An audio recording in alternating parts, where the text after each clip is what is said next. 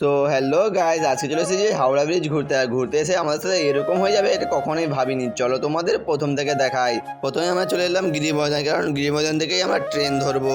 আর এই দেখো গিরিবাজার স্টেশনটা। আর এখানে এসে কিছু ফটোশ্যুট করে নিলাম। আর আমাদের টার্গেট ছিল বাগনান ঘুরতে যাওয়া।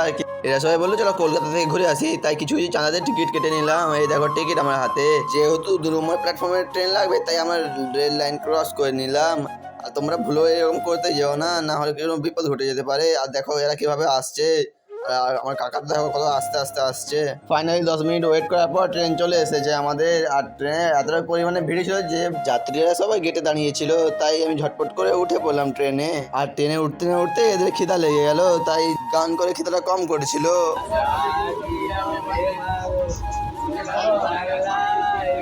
তারপর নিয়ে নিলাম চানা মিক্সচার। আর ছোলাগুলো তো অঙ্কুর হয়েছে, এটা আমার সবচেয়ে ফেভারিট জিনিস, তাই টপ করে খেয়ে নিলাম। আর এটা অসাধারণ ছিল। আর এই চানা মিক্সচারে এতটা পরিমাণ ঝাল ছিল যে চোখ আর নাক দিয়ে জল বেরিয়ে গেল। খড়গপুরকে আসতে না আসতে এদের আবার খিদা পেয়ে এলো, তাই নিয়ে নিলাম আমলকি। জগপুর মনসা মন্দিরের সামনে এসে আমরা এটা কি করলাম, জয় মা মনসা।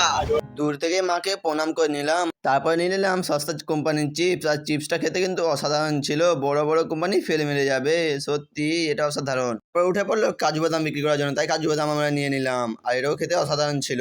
পাস করে ট্রেনে দাঁড়ানোর পর উঠে পড়লো ভেজিটেবল চপ, তাই আমরা ভেজিটেবল চপ নিয়ে নিলাম 4টা। আর এটা খেতেও কিন্তু অসাধারণ ছিল। তারপরে দেখতে পেয়ে গেলাম মিয়া খালিফা, সরি বন্ধুরা, বুরুজ খালিফা।